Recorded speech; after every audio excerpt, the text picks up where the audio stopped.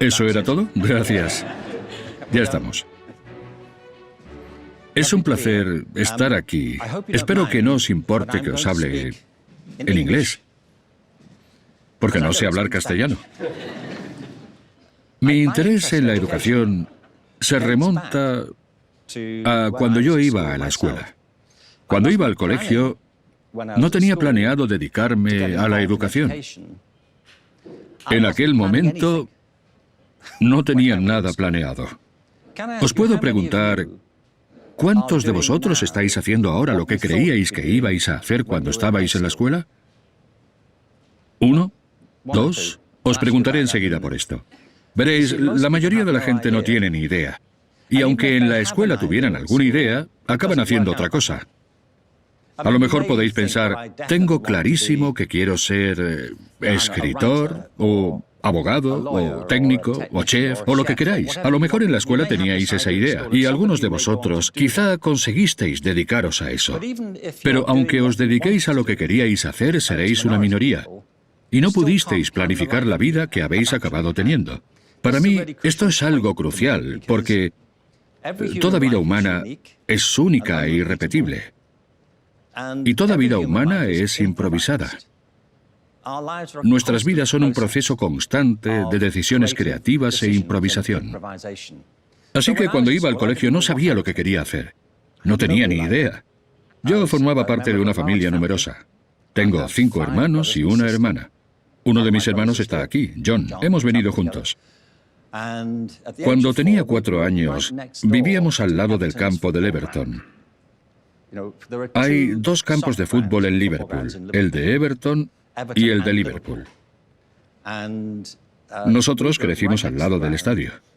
Así que mi padre creía que yo sería jugador de fútbol, con 4 años, porque mi padre había sido jugador y yo estaba muy en forma y era ágil. Y al parecer tenía un talento precoz. Era un poco como Ronaldo. Me comparan mucho con él. Me lo dice mucho. Pero en los años 50 hubo una epidemia de polio que se dio en Europa y Estados Unidos. Yo la contraje a los 4 años. Me pasé alrededor de 1 año en el hospital y ahí se acabaron las esperanzas de mi padre de que yo jugara al fútbol. Fui a un colegio para niños minusválidos y entonces recuerdo que hubo 2 personas que se cruzaron en mi camino. Una de ellas era un hombre maravilloso llamado Charles Strafford, que un día visitó el colegio. Éramos 8 alumnos. No, seguramente éramos 10 en ese momento. Yo tenía 10 años. Este hombre vino de visita al colegio. Estuvo hablando conmigo y con más gente, y luego se fue a hablar con el profesor. Y después, un poco más tarde, me pidieron que fuera a ver al director del colegio, con el que solo había hablado una vez. Y este hombre estaba allí, sentado con él. Resulta que era el inspector de educación especial del área de Liverpool. Había estado hablando conmigo y le había parecido ver algo en mí que le había llamado la atención. Así que me hicieron una serie de pruebas en el colegio. Ahora sé que eran test de inteligencia y me subieron de curso. Este hombre, Charles Strafford, se convirtió en un amigo de la familia y en mi mecenas. Éramos una familia numerosa de clase trabajadora. Y empecé a trabajar con otra profesora, la señorita York, que era muy exigente. Y gracias a haber trabajado con ella, aprobé el examen público para entrar en las escuelas convencionales, en la secundaria. Y allí que me fui. Yo fui la primera persona de mi escuela en aprobar el examen de admisión para entrar en la educación convencional. Y fue todo gracias a que 2 personas vieron algo en mí y me exigieron que lo desarrollara. Entonces empecé a ir a la escuela convencional y allí empecé a educarme. Trabajé mucho lengua y teatro y seguía sin saber a qué quería dedicarme. Me quedé asombrado de que la gente de todas las edades tienen muchas más habilidades y posibilidades de las que la educación ordinaria les permite descubrir. Muchos niños nacen con grandes capacidades, pero yo creo que las habilidades humanas son como recursos naturales. Están enterradas bajo la superficie y hay que descubrirlas. Y puede que nunca las descubramos. Todos vosotros tenéis habilidades de las que seguramente ni siquiera sois conscientes, y puede que nunca las descubráis por falta de oportunidades. Se me ocurre que la lingüística es un buen ejemplo. La mayoría de niños aprende a hablar en sus primeros años de vida. Y curiosamente, nadie les enseña a hacerlo. Si sois padres, lo sabéis. No le habéis enseñado a hablar a vuestro hijo. ¿Cuántos hijos tenéis? Vale. Si tenéis hijos, sabéis que aprenden a hablar en sus primeros años, ¿verdad? Pero vosotros no les enseñáis, no en el modo en que nosotros concebimos la enseñanza. No les sentáis cuando tienen 2 años y les decís, tenemos que hablar. Bueno, más concretamente tienes que hablar tú. Y se hace así. Lo aprenden sin más. ¿Cuántos de vosotros habláis 2 idiomas? ¿3? ¿4? Yo creo que pasa lo siguiente. Si aprendes un par de idiomas de pequeño, te resulta más fácil aprender más. La mayoría, si están expuestos a 3 o 4 idiomas en su niñez, lo aprenden sin esfuerzo. No hay que tener un don lingüístico para aprender varios idiomas cuando eres un niño. Basta con ser humano. Y todos tenemos esa capacidad, pero la mayoría acabamos hablando 1 o 2. O si eres inglés, solo 1. Es verdad. En Francia intento hablar francés, pero la gente me lo impide. No lo hagas. Suena horrible. Limítate al inglés, que se te da bien. Pero lo mismo pasa con los instrumentos musicales. Si practicas música desde una edad muy temprana, aprendes los instrumentos. Si te expones al diseño, o si te animan a bailar, o si te animan a construir, todos tenemos una gran variedad de habilidades. La cuestión es identificarlos o no, y luego cultivar las destrezas necesarias para ponerlas en práctica. Y esto siempre lo he sabido, desde que era bien pequeño, incluso antes que mis compañeros de escuela, y de una forma un poco inconsciente. Luego, en la universidad, me involucré mucho en el teatro. El teatro siempre me ha parecido una manera muy poderosa para que la gente conecte, se comunique y explore sus relaciones entre sí. El teatro es el arte del comportamiento humano. Y en el teatro, las preguntas que se plantean no son lo que piensas, sino lo que harías en esas circunstancias. ¿Cómo te sientes? ¿Cómo actúas? ¿Cómo te comportas? ¿Cómo afecta a tu relación con los demás y qué sucede como resultado? Y me resultaba curioso que esto no se usase de forma extendida en las escuelas, a pesar de que, evidentemente, era una forma importante de conexión y aprendizaje. Así que acabé haciendo las cosas un poco por casualidad, pero siempre movido por el convencimiento de que la gente tiene más habilidades en bruto de lo que cree. Yo sabía por mi experiencia personal que así era, y cuanto más profundizaba en ello, más me indignaba. Para mí, esta es una cuestión de derechos humanos. Todos tenemos una vida que sepamos. Y es relativamente corta en el gran esquema cósmico de las cosas. Y muchas personas se pasan la vida sin sentirse satisfechas, sin sentir que tienen un propósito, ni sentir que han descubierto lo que son verdaderamente capaces de lograr. Y esto es importante, porque esta relación entre la naturaleza y la crianza es muy dinámica. Y uno de los procesos de los que dependemos para cultivar nuestras sensibilidades y talentos naturales es la educación. Así que empecé interesándome por un arte en concreto y reflexioné mucho sobre ello. A mí me parecía que toda la gama de disciplinas de la escuela debían beneficiarse de ello. Así que, por último, me acabé interesando por la idea de la creatividad. Y el motivo es que hay muy pocas cosas que nos hagan destacar entre los seres vivos de la Tierra, y creo que las diferencias nos las creemos demasiado. Pero algo nos diferencia. Eso está claro. Las demás especies no se comportan como nosotros. Nosotros sí nos comportamos como ellas a menudo. Pero hay cosas de las que ellos parecen no ser capaces. Ellos no se meten en teatros rodeados de cámaras. No se ponen ropa que otro ha diseñado o fabricado. No disfrutan de la comida del mismo modo que nosotros. No hablan idiomas, no parecen tener teorías, no tienen sistemas de valores, no tienen rivalidad cultural, no crean economías, no construyen grandes civilizaciones. Nosotros sí. Pero en todos los demás aspectos somos igual que ellos. Somos mortales, somos frágiles y dependemos del planeta y de lo que nos proporciona. Pero, ¿qué nos diferencia? Para mí lo que nos diferencia es, en parte, la idea de la creatividad. Tenemos una imaginación poderosa. Y cuando dirigimos nuestra imaginación hacia cosas prácticas, creamos mundos virtuales en los que vivimos. Así que, para mí, la idea, el concepto y la práctica de la creatividad son la esencia de lo que significa ser humano. Y cada vez me parece más importante que cultivemos estas capacidades en nuestros sistemas educativos, que llevan mucho tiempo ignorándolas, por la humanidad que compartimos, y también porque ahora, mediante estos sistemas, nos hemos creado accidentalmente todo tipo de desafíos que son de carácter existencial. Nada me parece más desolador que escuchar los debates políticos sobre cómo mejorar las escuelas haciendo más pruebas y más exámenes. Y el gran desafío al que nos enfrentamos como seres humanos lo dejamos de lado en la mayoría de los sistemas educativos. Así que, cuanto más me involucraba en la educación, más me interesaba en no solo la teoría, sino también en la práctica. Así que cuando hace unos años di una charla en TED, ya llevaba un largo camino recorrido. Esa charla en particular, que puede que hayáis visto, tuvo lugar en 2006. Y ya lleva unos 53 millones de visualizaciones. ¿57? Es que me he pasado la noche viéndolo. ¿Ya lleva 57? Pero, bueno, se lo ponen a grupos, así que debe de ser un múltiplo de esa cifra.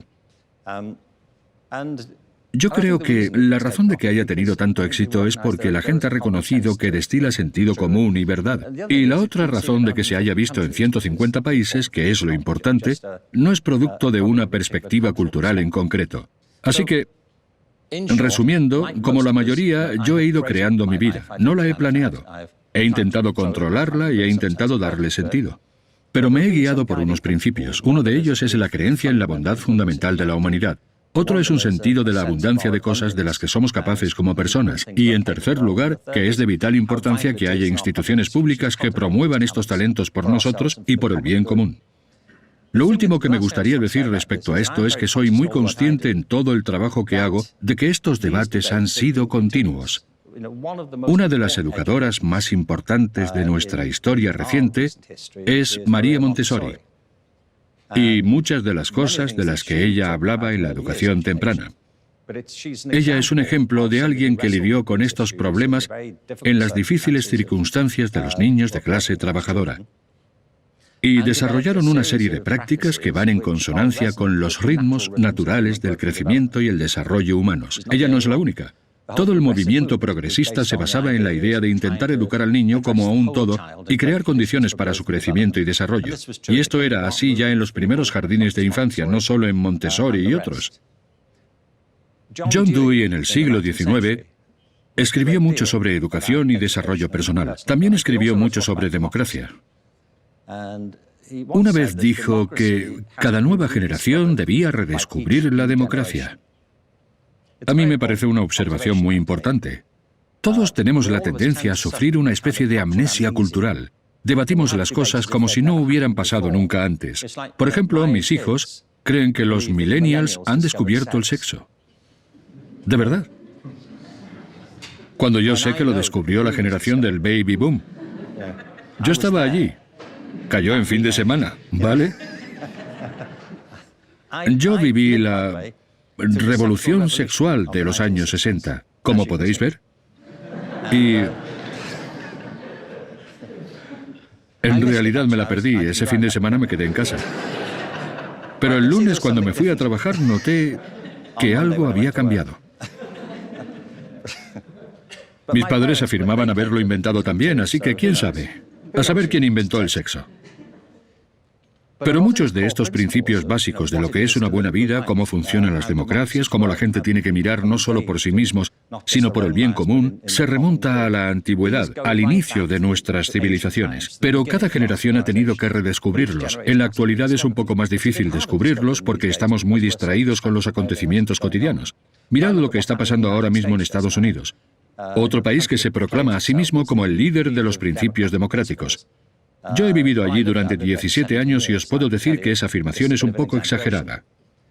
Y para mí nunca ha habido un momento en que sea tan importante poner en práctica los principios básicos de la educación. Para mí hay 4. La educación tiene fines económicos, tiene fines sociales, tiene fines culturales y tiene fines personales. Y por eso necesitamos una concepción expansiva del funcionamiento de la educación. Y tenemos que reconocer que nada de eso tendrá lugar si no invertimos plena y adecuadamente y con determinación en la formación, el desarrollo y el apoyo de los profesores, de quienes depende toda esta empresa. Así que para mí estos temas no disminuyen en importancia, sino que aumentan en importancia cada vez más. ¿Tenéis ideas, comentarios, observaciones, preguntas? Hola Ken, buenos días, soy Laura, soy futura maestra y me gustaría preguntarte que cómo recuerdas tu etapa en la escuela y que si tuviste algún gran maestro que te cambiase la vida. ¿Sabes? Hola, Laura. ¿Vosotros la habéis entendido?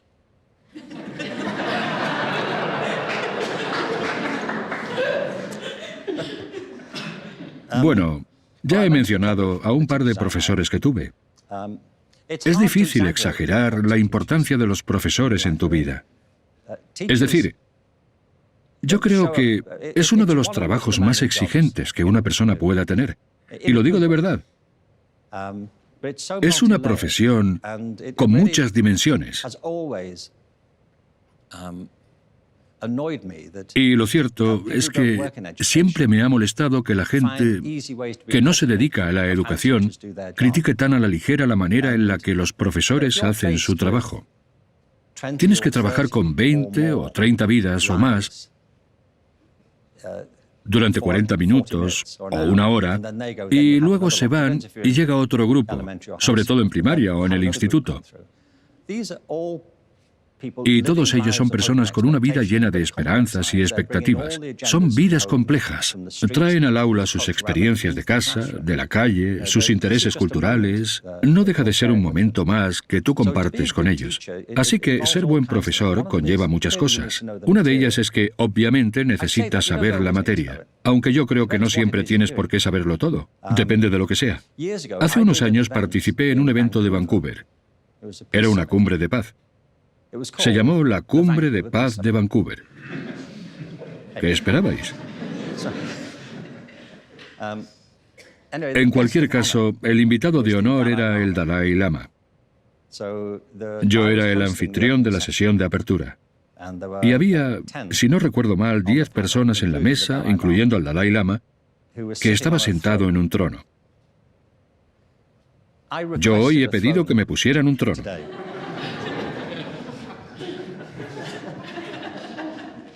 Esto es muy barato, que lo sepáis. ¡Qué decepción!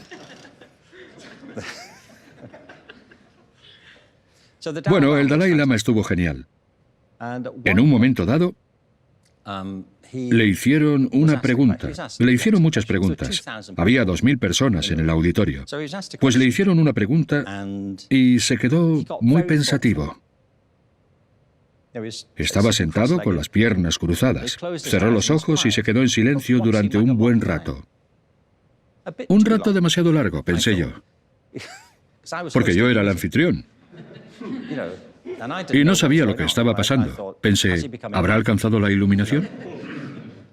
Ahora no, por favor. Hoy no. Al menos que se espere al descanso. Aún nos quedan 40 minutos. En fin, se puso muy pensativo y entonces también estuvo muy gracioso, por cierto. Tiene un sentido del humor muy pícaro. Pero le hicieron una pregunta. Era sobre la filantropía o algo así. Y entonces tomó aire y pensamos, seguro que va a decir alguna genialidad. Se inclinó hacia adelante, todos nos inclinamos hacia adelante y dijo, no lo sé. Yo pensé, ¡qué decepción! ¿Cómo que no lo sabes? Eres el Dalai Lama. Pero luego dijo, nunca lo había pensado. Y se dirigió al público y preguntó, ¿qué pensáis vosotros? Me encantaron 2 cosas de ese instante. En primer lugar, el que es uno de los grandes maestros en el mundo no tiene reparos en decir, no lo sé. Quería ilustrar esto. Luego hablaremos un poco más de ello. Hay cosas que sabe muy bien. Es el mayor experto mundial en algunas áreas del conocimiento, pero no lo sabe todo. Nadie lo sabe todo. Es imposible. El conocimiento y la comprensión humana es un entramado muy denso, y nosotros sabemos solo una parte. Algunos saben más que otros, pero ninguno sabe más que una fracción de todo lo que hay. Ese es uno de los motivos por los que la cultura humana ha tenido tanto éxito. Somos una especie altamente colaborativa. Somos capaces de codificar nuestro conocimiento y compartirlo de múltiples formas, a través de la música, del arte, de la danza, de la literatura, de modos muy distintos. Pero ninguno de nosotros nacemos en un vacío. Somos herederos de la historia de la humanidad, si somos capaces de conectar con ella. Así que solo estaba siendo sincero. No lo sé, eso supera mi experiencia. Esto me parece muy importante porque los profesores de hoy sienten la presión de tener que saberlo todo. Y es algo totalmente honesto que los profesores digan, no lo sé. Socialmente, todos soportamos la presión de fingir que sabemos cosas que no sabemos. Y lo segundo es algo muy sencillo, que el Dalai Lama dijo, ¿qué pensáis vosotros? Esto indica que el aprendizaje no es un monólogo, sino que es una relación, es una conversación. Y los grandes profesores de la antigüedad lo sabían. Sabían que el aprendizaje se produce a través del diálogo, la conversación y la interacción. Los grandes profesores son alumnos y los grandes alumnos son profesores. Son todo al mismo tiempo.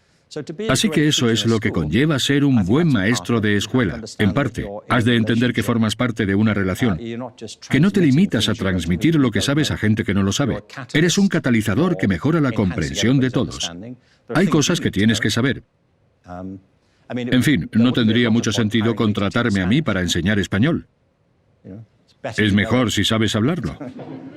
El aprendizaje por descubrimiento tiene un límite, ¿vale? Pero un buen profesor debe conocer su materia, saber de su tema, pero también debe saber hasta dónde alcanzan sus conocimientos.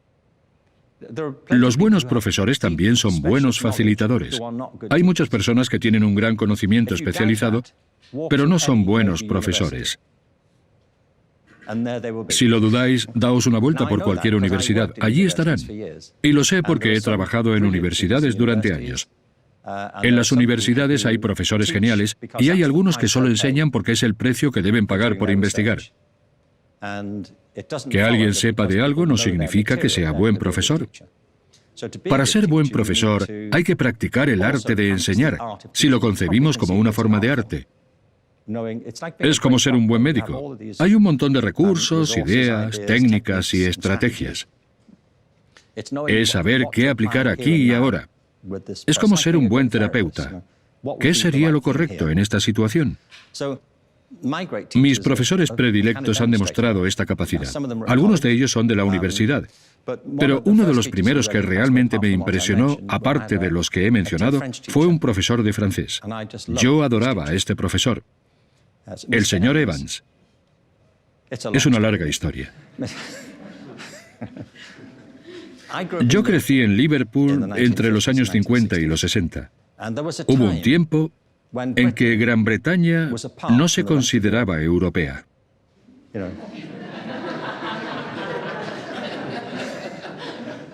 Aunque ahora nos parezca raro. Pero hubo un tiempo en que Gran Bretaña no quería formar parte de Europa.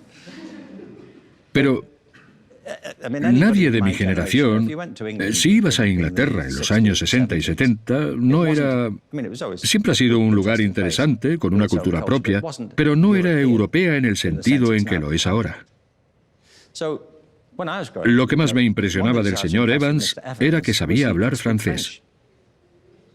Muy bien. Y eso no pasaba con la mayoría de profesores de francés. Para ellos era una obligación. Él era elegante y refinado. Fumaba cigarrillos franceses. Y comía ajo. Hablamos de 1964. Entonces yo pensaba que el ajo era una droga. Y sigo pensándolo. Él era muy francés, era europeo, y cuando entraba en clase había algo en él, en su forma de ser. Y nosotros nos quedábamos ahí sentados escuchándole. No tenía que hacer nada, le prestábamos atención sin más. Y gracias a eso aprendí francés y despertó mi curiosidad. Luego estaba el profesor de latín que me deprimía. Es una relación, de eso se trata. Tus alumnos no tienen por qué caerte bien, tú no tienes por qué caerles bien a ellos, pero tiene que haber algo del profesor que les despierte la curiosidad, que les impresione. Un buen profesor te anima del mismo modo que uno malo te desanima. Me acuerdo de profesores que con solo levantar una ceja te hacían sentir fatal. Les hacías una pregunta y te hacían sentir ridículo por haberla hecho. Así puede que le cojas manía a una asignatura. Tenéis una responsabilidad muy grande. No hay que agobiarse. Pero los profesores tenéis una influencia tremenda. Mi vida está llena de profesores así. Y tú serás una gran profesora. Soy Mar Romera, soy maestra y yo soy optimista y creo que vamos a cambiar el mundo a través de la educación. Y necesito el mejor de los consejos del mejor gurú, que es usted. Y quiero saber si tuviese el poder de cambiar el sistema educativo, ¿qué cambiaría y por qué? Vale. Lo del gurú es verdad.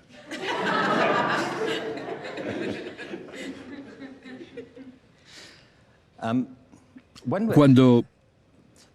Permíteme que empiece diciendo que la gente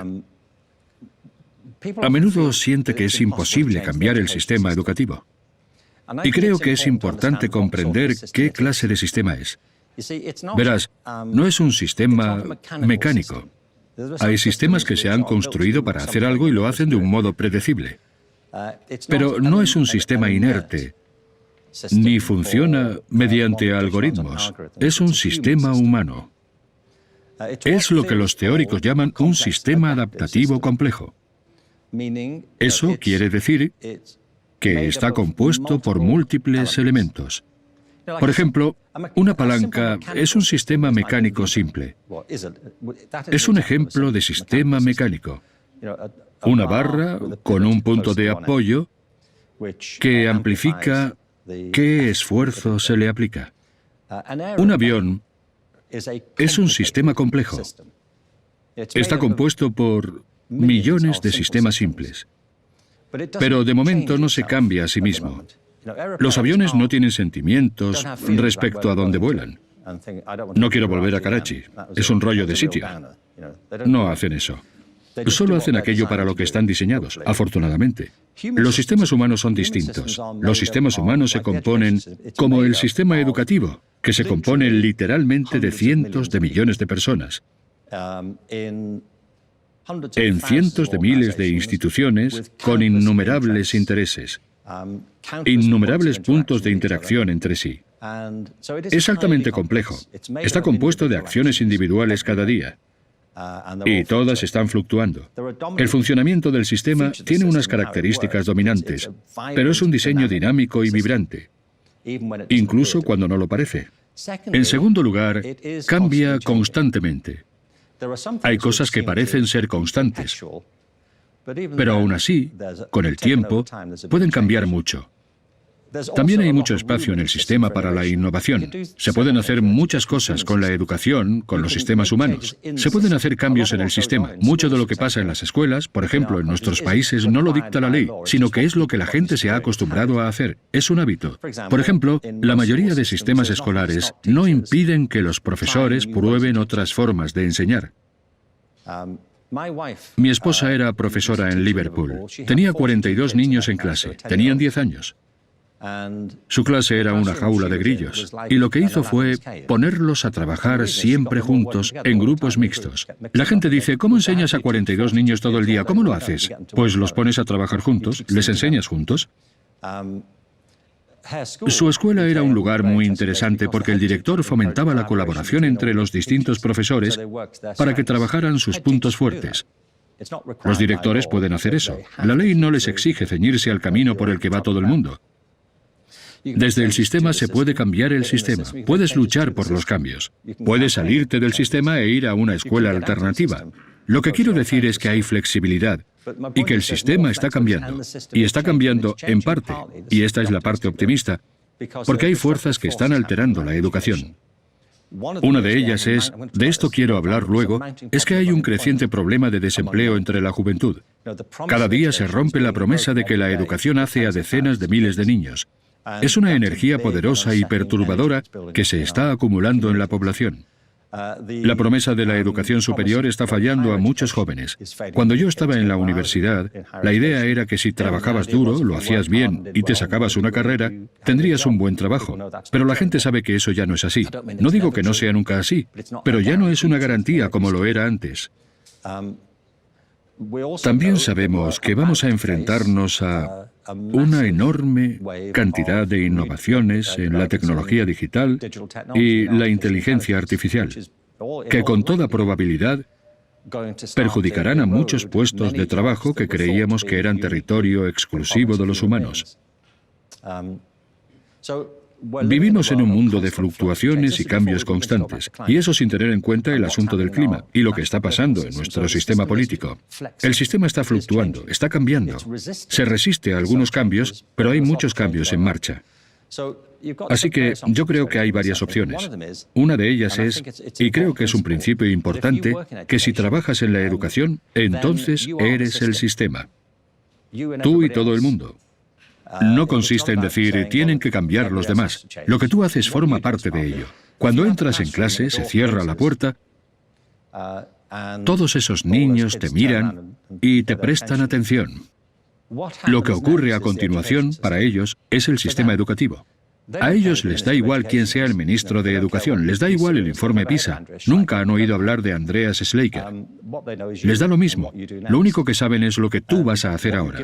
Y lo que tú les des, lo que les pidas, cómo les respondas. Eso es la educación para ellos. Por eso siempre digo que el punto de partida eres tú. Eso decía Gandhi, ¿no? Sé el cambio que deseas. Sé el cambio que quieras ver. Y luego trabaja, si tienes la energía, las ganas y la voluntad, con otros profesores de la escuela para ver si ellos también quieren cambiar las cosas, y con los padres, si es posible. Ten claro los cambios que creas que es importante acometer en la educación. Está claro que hay grandes problemas. Es como con el medio ambiente. Hay muchos intereses para que las cosas sigan como están, pero eso no quiere decir que no haya espacio para el cambio. Fijaos en el movimiento Me Too ahora mismo. Ha conseguido encender el polvorín de la ira y la frustración, que la gente ya sabía que estaba ahí, pero necesitaba algo, esa chispa que ha iniciado el gran cambio. Yo creo que eso es lo primero. Hay espacio para el cambio si tienes la voluntad de hacerlo y las ganas para intentarlo. No tiene por qué cambiar el mundo. Pero lo que tú hagas por tus alumnos cambia su mundo. Una ceja levantada puede cambiar el mundo de los niños con los que trabajas. Y creo que es importante no subestimar eso nunca, tu poder como profesor en la escuela. Y si te parece demasiado y te sientes sobrepasado, dedícate a otra cosa. Lo digo en serio. No estoy animando a la gente a dejar la educación, pero tienes que tenerlo claro. En fin, también es tu vida. Yo creo que es importante que te pongas en primer lugar. Tienes que estar fresco. Si sientes que esto te agota, tienes que hacer otra cosa durante un tiempo, o hallar la manera de encontrar el equilibrio. Hace unos años escribí un libro titulado The Element. ¿Está en español? Lo voy a decir en español. Se llama El Elemento. Ahí queda eso. Es una forma en la que la gente consiste en saber que estás haciendo lo más auténtico, que estás haciendo aquello con lo que más te identificas.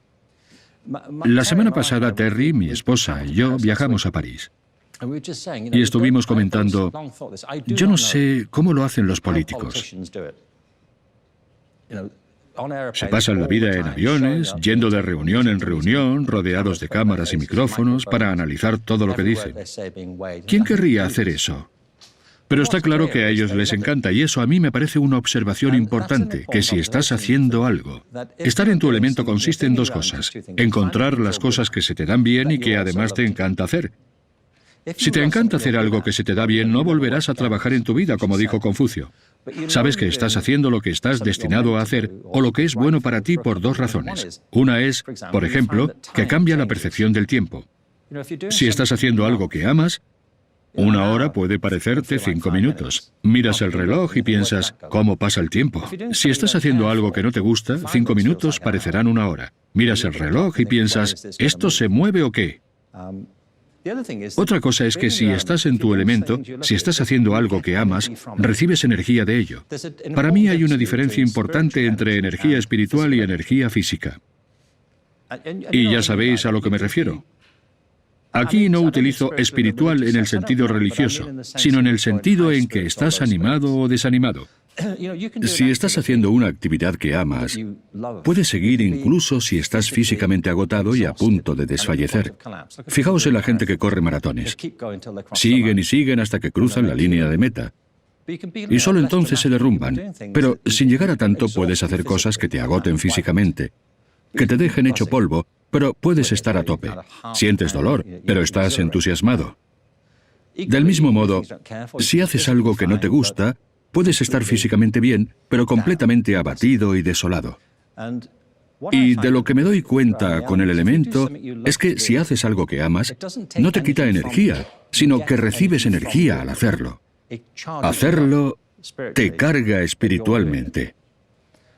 Y eso pasa con las actividades y con la gente, ¿no os parece? Hay gente que te da energía. Solo estar en su presencia te hace sentir mejor. Cuando vas al trabajo lo ves venir y piensas, qué bien que hayan venido.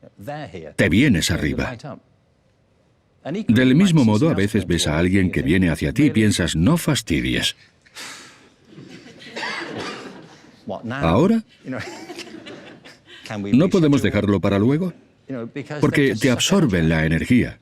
Y lo sabemos, simplemente es así. Así que no lo digo por ti en particular, solo quería aprovechar la ocasión para decirlo. Enseñar es un trabajo muy exigente físicamente. Es un trabajo muy exigente emocionalmente.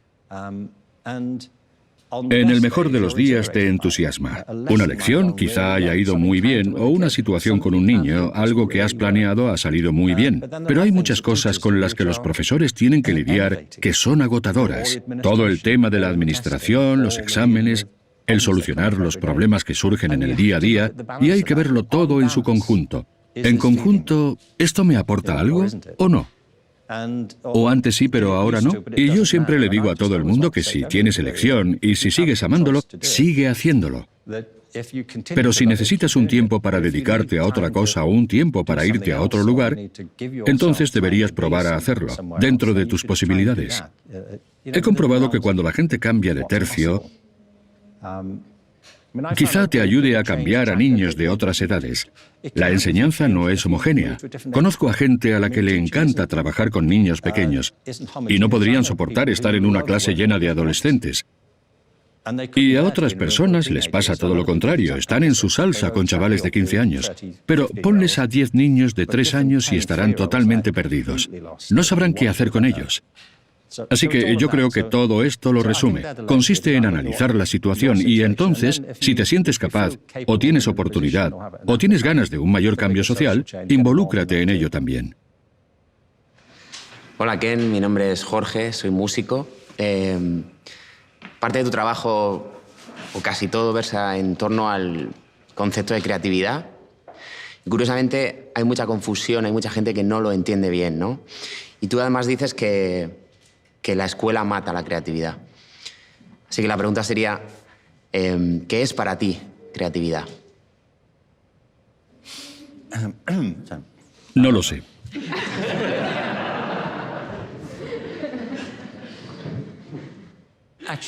¿Cómo te llamas? Jorge, yo nunca he dicho que las escuelas maten la creatividad, pero cuando hice la charla en TED, le pusieron un título. Y el título que pusieron fue ¿Matan las escuelas la creatividad? Entre signos de interrogación. Un poco más tarde lo cambiaron, pero les hice dejarlo como estaba, porque no digo que todas las escuelas maten la creatividad automáticamente y que sea inevitable. Lo que digo es que las escuelas no la cultivan del modo en que deberían, y si no se cultiva, tiende a desaparecer. Así que yo creo que tienes razón al decir que a la gente le confunde esta idea. A finales de los años 90, presidí una comisión sobre la creatividad en la educación para el gobierno del Reino Unido. Recuerdo que en el Reino Unido teníamos una estrategia nacional de alfabetización. Mucha gente creíamos que también hacía falta una estrategia de creatividad, por razones de las que podemos hablar luego si quieres. El gobierno me pidió que formara una comisión. Así que reuní a un grupo de 15 personas para trazar un plan y una estrategia práctica para promover la creatividad en las escuelas. Os preguntaré algo. Si vosotros tuvierais que hacer esto, si tuvierais que juntar a 15 personas para defender y planificar una educación creativa, ¿a qué 15 personas elegiríais? Es decir, no penséis en... Bueno, podéis pensar en personas concretas, pero ¿qué tipo de personas? ¿Personas de qué categorías meteríais en un grupo así? Niños, sí. O adultos, infantiles. Decidme. Artistas, profesores... Madres, sí. ¿Cómo dices? Inventores. Inventores. ¿Cómo has dicho? Abuelos, emprendedores, sí. Psicólogos. Emprendedores. Madres. Padres, ¿no?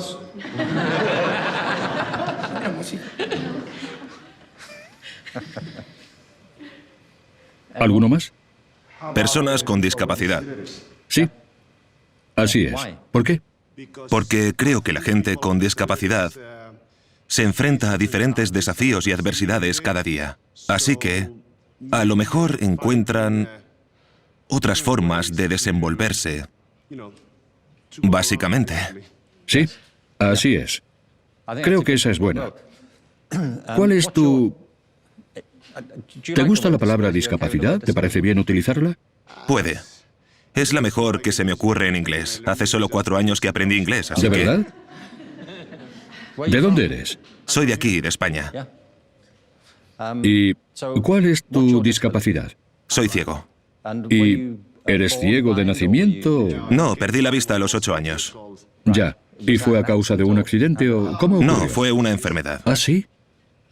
¿Fue paulatino o repentino? Fue repentino, en 5 segundos. ¿En serio? Sí, ¿Te puedo preguntar qué enfermedad era? glaucoma.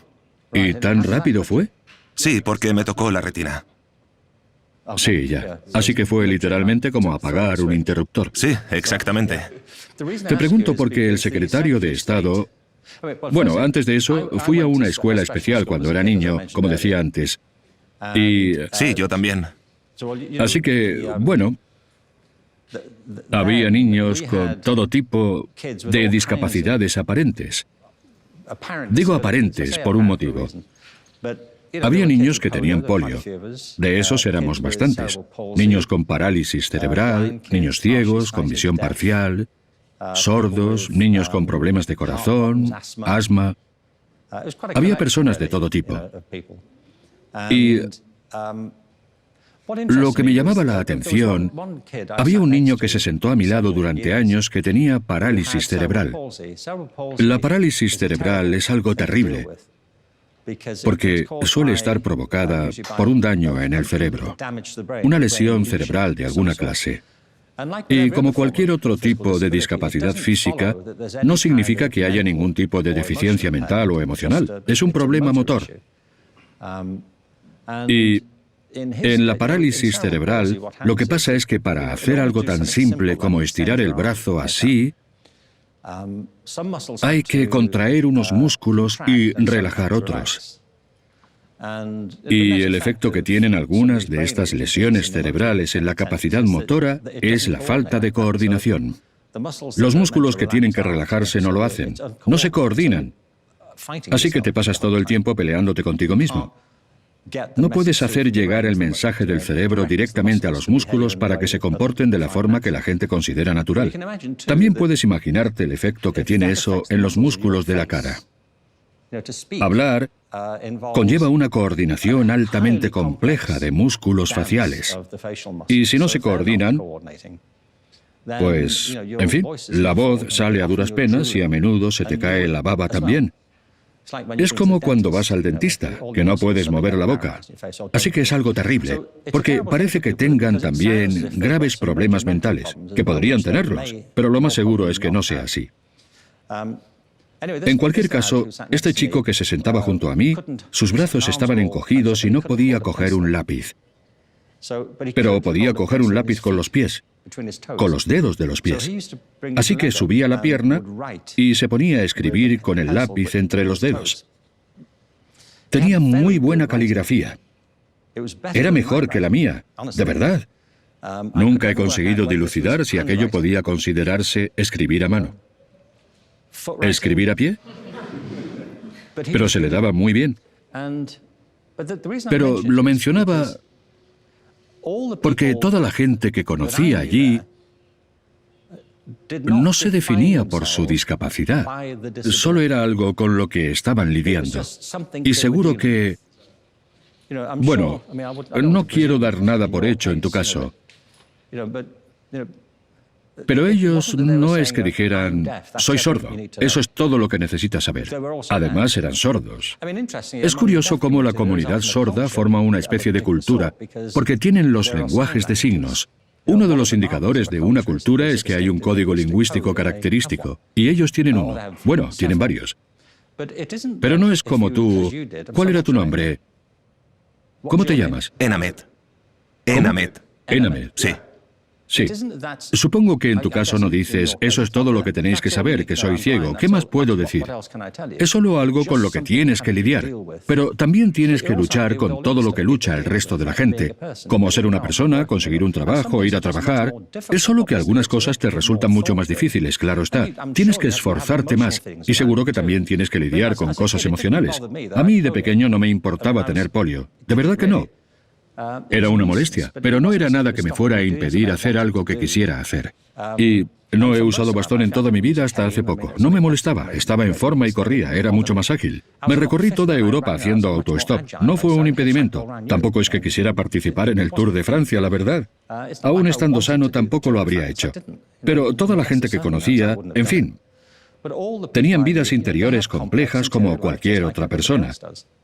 Y el problema con el tema de la discapacidad es que la gente te define por ella. No necesitamos saber nada más de ti. Suponen que es lo más importante de sus vidas y quizá no lo sea. Puede que haya algo completamente distinto en esas personas. Y lo que es totalmente cierto es que la gente tiene todo tipo de habilidades más allá de las que atraen la atención de la gente.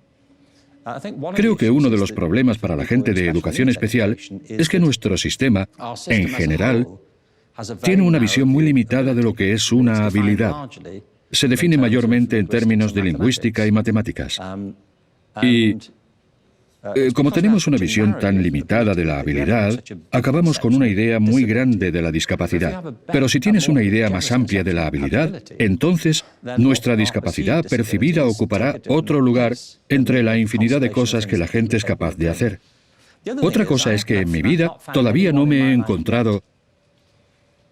Bueno, a lo mejor hay alguien aquí, pero yo no me he encontrado todavía, en mi vida profesional o personal, alguien que no tenga necesidades especiales. Las tiene todo el mundo, todos. A veces están a la vista, a veces parece obvio qué es lo que puede ser o puede que no lo sea.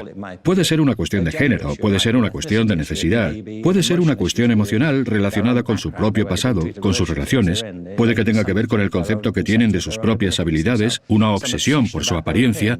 Todo el mundo, sea quien sea. Si leéis novelas, ya sabéis de lo que estoy hablando. Todo el mundo tiene problemas. Todo el mundo tiene que lidiar con cosas. Y el problema con las necesidades especiales, en mi opinión, es que se mete a todo el mundo en el mismo saco. Se les encuadra en una categoría general según cada caso. Se les define por su discapacidad. Durante un tiempo, yo estuve involucrado en el movimiento del arte de discapacitados. Y hay estupendos ejemplos, es lo que tú decías antes, hay estupendos ejemplos de cómo se acentúan y se desarrollan otras habilidades de una manera que no lo hubieran hecho si no hubiera sido porque han tenido que enfocarse de un modo particular. La otra razón por la que me impacta tu caso es que un secretario de Estado que teníamos en Inglaterra, cuando formé la comisión, era ciego. Era el secretario de Educación y había nacido ciego en una familia monoparental, en una ciudad industrial del norte de Inglaterra. No se dio cuenta de que era ciego hasta los 4 años. No tenía ni idea. Es algo curioso, ¿no os parece? Como nunca había visto... No era consciente de que no podía. No fue hasta los 4 años que se dio cuenta de que los demás hacían cosas que él no hacía. Y tardó mucho tiempo en averiguar de qué se trataba. Él sigue sin saber qué es la visión, porque nunca la ha tenido, pero llegó a ser secretario del Interior del país, uno de los políticos más importantes del gabinete. Obviamente tenía que hacer el mismo papeleo que los demás. Es una cuestión tremendamente compleja. Pero bueno, el caso es que había una estrategia nacional de alfabetización y yo creía que hacía falta una estrategia de creatividad. Recuerdo a este hombre que había encargado el informe por aquel entonces diciéndome que el problema de la creatividad es que no puede definirse. Yo recuerdo decirle, no, el problema es que tú no puedes. Así que nos propusimos definirla. Trajimos a un grupo de artistas visuales, diseñadores, neurocientíficos, economistas, empresarios. Había de todo. Pedimos asesoramiento por todo el país. El motivo por el que esto se debió plantear antes es porque había conceptos erróneos sobre la creatividad y quería abordarlos en la composición del grupo. Si le preguntáis a la gente cómo de creativos son, muchos te dirán que no son muy creativos, adultos. Y yo creo que la razón es que piensan que les estás preguntando, ¿eres artístico? Y entonces ellos piensan, bueno, yo no toco la guitarra, o no hago esto, o no pinto, así que no soy muy creativo. Pero yo me refiero a la creatividad como una función de la inteligencia. Y se puede ser creativo en cualquier cosa que tenga que ver con la inteligencia humana. Ciencia, matemáticas, diseño, ingeniería, relaciones sociales, llevar un negocio. Cualquier cosa que conlleve utilizar la inteligencia es un trabajo creativo en potencia.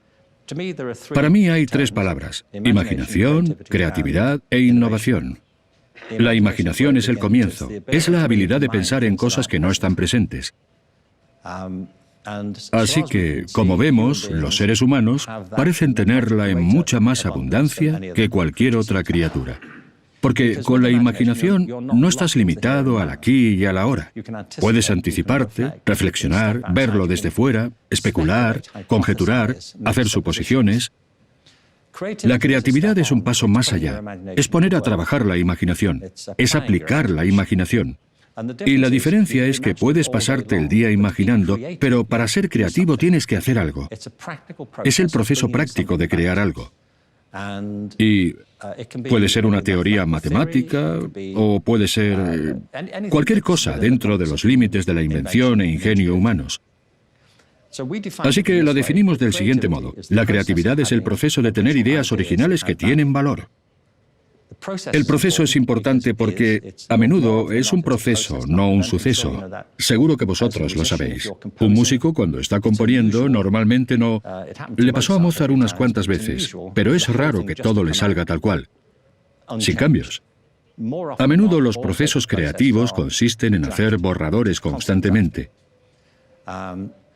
Y a menudo acabas con algo que no tiene nada que ver a como era al principio. El producto final no es siempre lo que querías. Así que es un proceso. Tiene que ser original. No tiene por qué ser original para todo el mundo, pero tiene que ser algo nuevo para ti.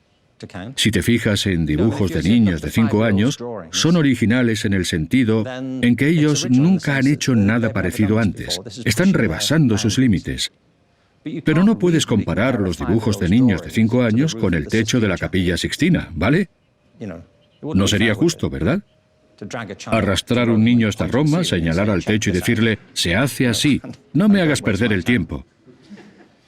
Y tiene que tener valor. El proceso creativo requiere juicio crítico constante, así que nos propusimos investigar cómo encajar eso en las diferentes áreas del plan de estudios y lo que significaba para la enseñanza y el aprendizaje, para la pedagogía. Se tiene el concepto erróneo de que es una cosa del arte, y no es verdad, es para todo. Otro concepto erróneo es que es para gente especial y no lo es. Todo el mundo tiene capacidades creativas. Y el tercer concepto erróneo es que no puede mejorarse, seas creativo o no. Eso no es cierto.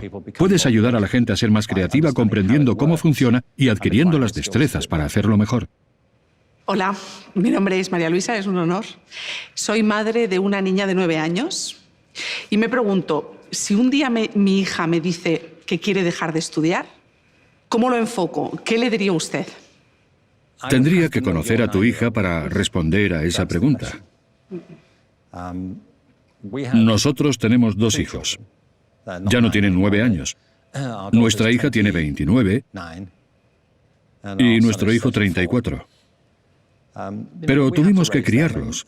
Y como todos los padres, especialmente con el primero, no era para nada lo que nos esperábamos. Es un proceso constante de improvisación, de ensayo y error. Hay que alcanzar un equilibrio, ¿verdad? Entre dejar espacio para el desarrollo de tus hijos. ¿Tienes una o más de una?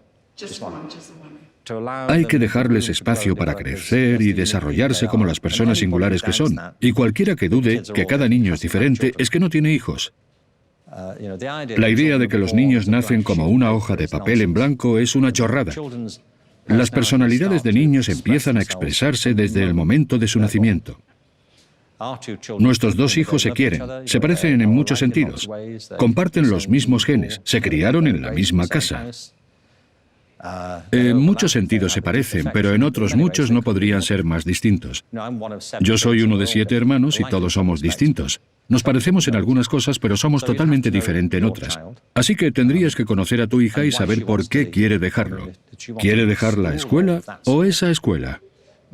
Otra forma de enfocar esto como padre es que parte de nuestro papel, en mi opinión, aquí hay mucha controversia al respecto, no es proporcionarles libertad, sino establecer límites.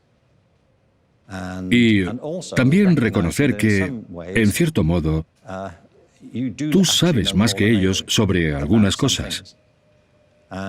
Y a veces hay una tendencia, me parece a mí, no digo que este sea tu caso, pero sé de cuando vivíamos en Los Ángeles que los padres pueden volverse demasiado indulgentes con sus hijos. Y se creen que todo lo que dicen tiene que ir a misa. En plan, nosotros no sabemos nada, ellos tienen 3 años y saben mucho más que nosotros. Pues la verdad es que no lo saben todo. Y parte del deber como padres es intentar discernir qué es lo que más les conviene. Eso no quiere decir que vayas a tener siempre razón. Pero tienes que encontrar el equilibrio correcto. Y esa es una de las grandes responsabilidades y uno de los grandes desafíos de ser un buen padre. No hay que intentar ser siempre su amigo y hacer lo que ellos dicen que les gustaría hacer. Yo lo sé. Ahora pienso en mis padres y yo no me habría centrado en mi educación si no hubiera sido por la presión que ejercieron sobre mí. Yo no quería hacerlo. Yo iba a la escuela a pesar de todo lo que he dicho. Estamos hablando de Liverpool en los años 60. Los Beatles estaban tocando al final de la calle. No me apetecía meterme en casa a estudiar latín. Un hermano de John y mío, Ian, está en una banda de rock. Él estaba ensayando y yo estaba en la habitación contigua haciendo los deberes de latín. Es lo último que me apetecía hacer. Pero resultó que al final los padres también...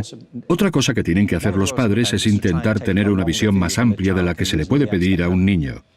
Porque tienes la ventaja de haber vivido y visto más cosas, y saber que puede haber beneficios no inmediatos que para ellos pueden no ser obvios cuando son jóvenes.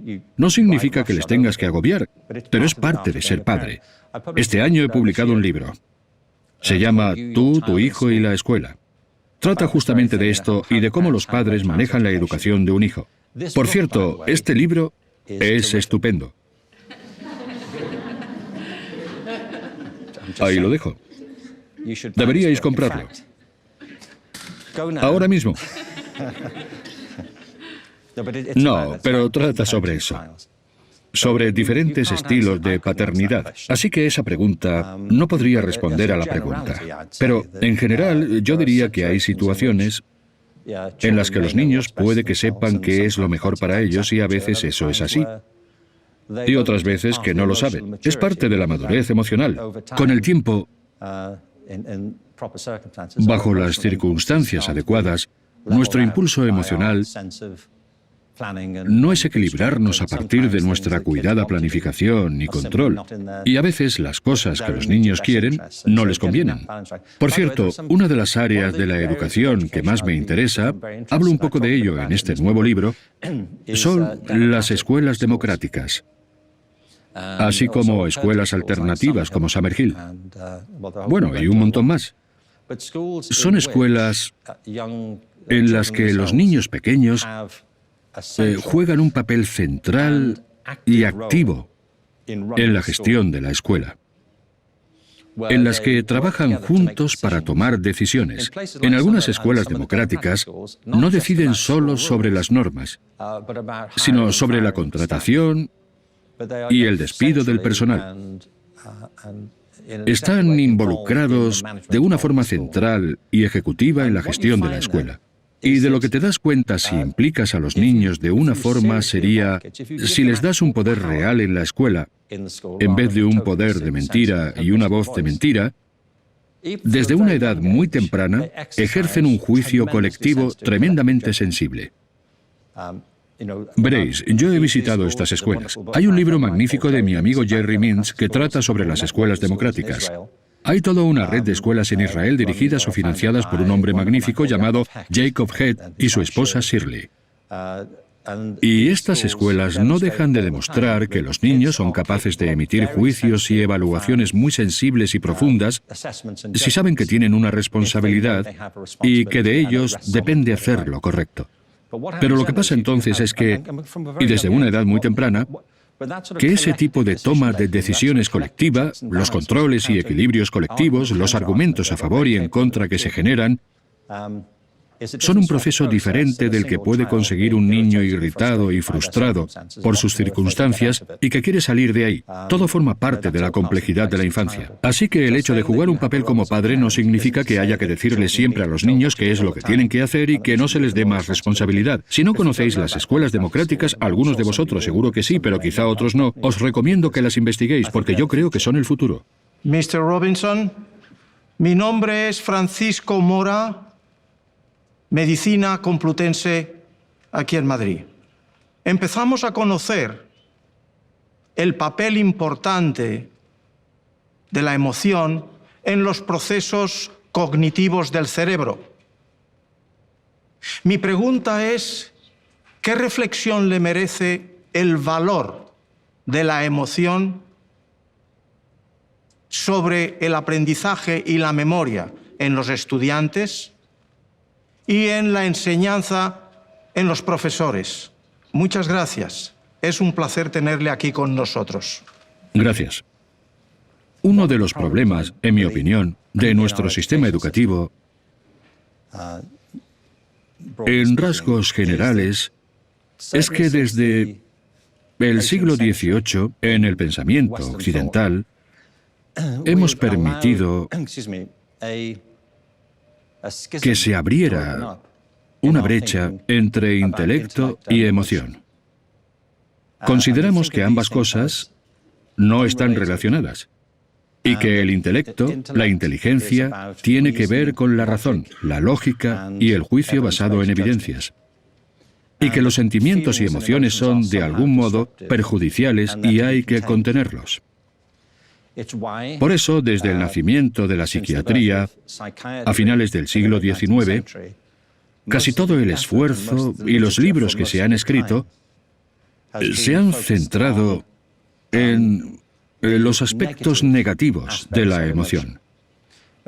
Estamos hablando de trastornos emocionales, enfermedades emocionales, psicosis, de gente distraída o torturada por sus sentimientos. No quiero decir que no haya emociones negativas. Está claro que las hay. Pero hay que contraponerlas al gran espectro de emociones positivas que guían a la humanidad, la colaboración y el progreso. El amor, la compasión, la alegría, el placer, el entusiasmo y la euforia, la expectativa. Estas no son ajenas a la experiencia humana, son lo que nos impulsa en determinadas direcciones. Y hay una íntima relación entre lo que pensamos, nuestros procesos intelectuales, y los sentimientos subyacentes que los guían. Por ejemplo, si se observa lo que sucede en la mayoría de nuestros sistemas políticos, personas con probadas capacidades intelectuales defienden puntos de vista completamente diferentes en asuntos que uno pensaría que si solo estuvieran impulsados por la razón, se pondrían de acuerdo. Pero cuando profundizas, resulta que sus discusiones están guiadas por el sentimiento, el cual está racionalizado. Se puede ver en las elecciones americanas recientemente, por ejemplo. Cualquier evaluación razonable de lo que ha estado teniendo lugar demostraría que los argumentos no se sostienen sobre ninguna base ni evidencia, pero son esgrimidos por personas razonables desde una posición emocional en temas como raza, género, inmigración y demás. No exclusivamente, pero es muy común en estos temas. Y creo que es muy importante que intentemos reconectar la idea de sentimiento y conocimiento. Por varias razones. Una es que los sentimientos son una forma de cognición. No son ajenos a la cognición. Es decir, por ejemplo, nuestros sentimientos surgen como evaluaciones de nuestras relaciones con las cosas. Si yo os dijera que alguien ha muerto, tal vez alguien que conocíais, yo no podría, de primeras, saber cuáles serían vuestros sentimientos. Bueno, podría ser razonable pensar que si alguien que conoces muere, y no digo que os pasara a vosotros, hablo en general, estarás disgustado. Puede que no, puede que estés encantado. Puede que estés emocionadísimo. Todo depende de la relación que tuvierais. Si te caía bien, si no te caía bien, la influencia que haya tenido en tu vida, lo que hayáis vivido juntos, no se puede saber. Nuestros sentimientos son apreciaciones, son evaluaciones de lo que está pasando. Y se ven afectados por lo que sabemos de la situación y por lo que pensamos sobre ella. Por ejemplo, el racismo, en sus distintas formas, tiene su origen en unas percepciones determinadas sobre otros grupos culturales. Lo que opines de sus prácticas, a veces nuestro miedo a lo diferente. A veces puede ser verdad y otras veces no.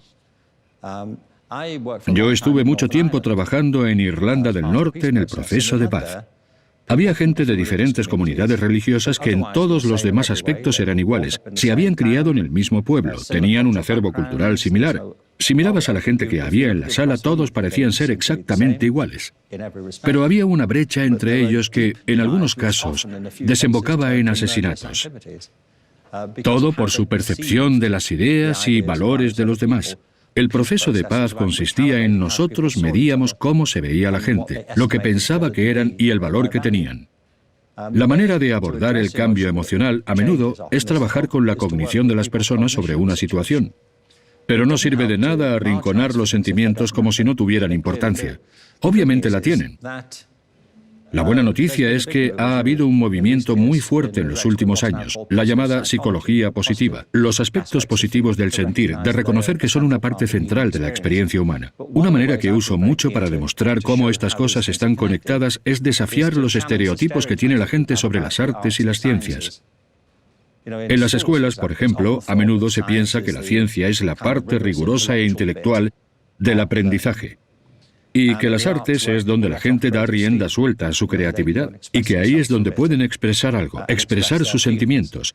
Durante un tiempo hemos vivido con esa idea. Siempre se ha dicho que la ciencia es cosa del intelecto y que el arte es cosa del sentimiento. Es como si pudieras centrarte en el intelecto hasta la hora de comer y por la tarde centrarte en los sentimientos.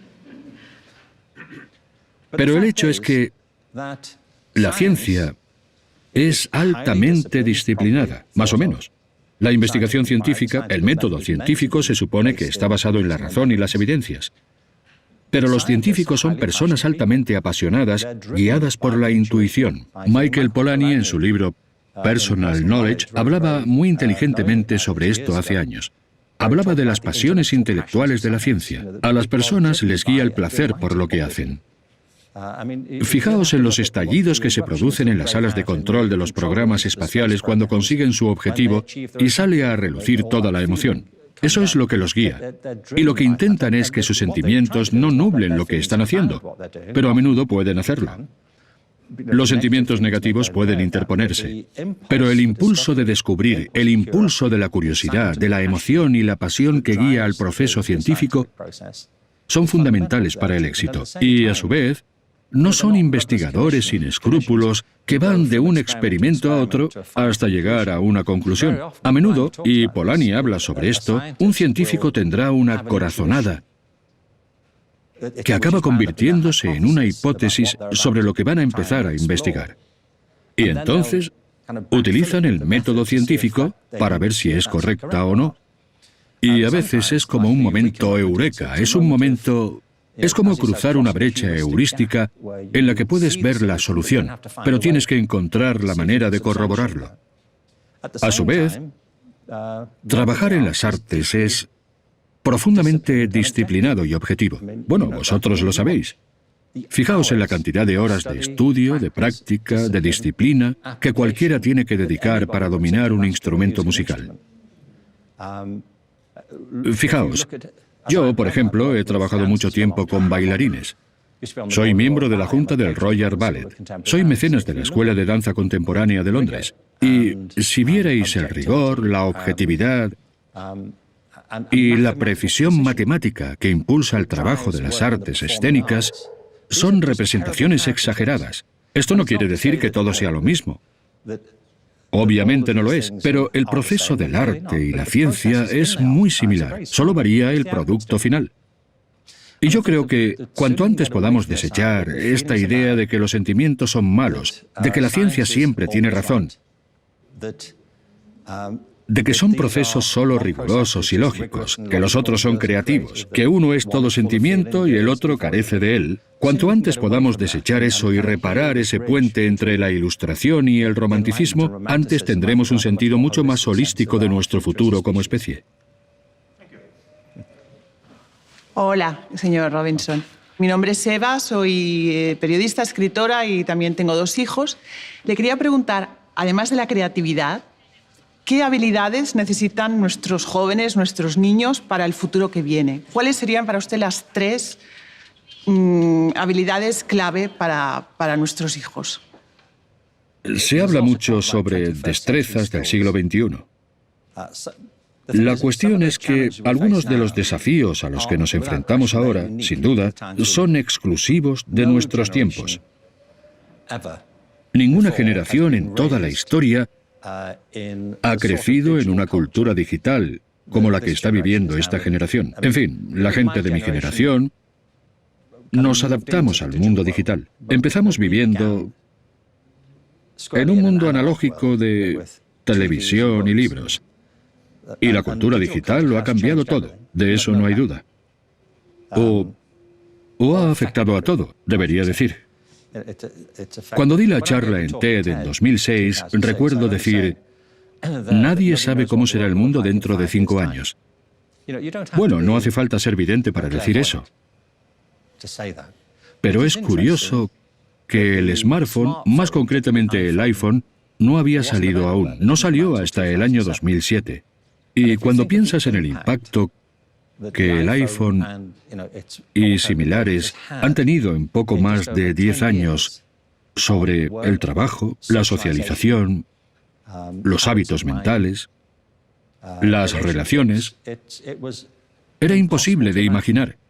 Ni siquiera la gente de Apple sabía en 2007 lo que iban a provocar. Sé que no, porque los conozco.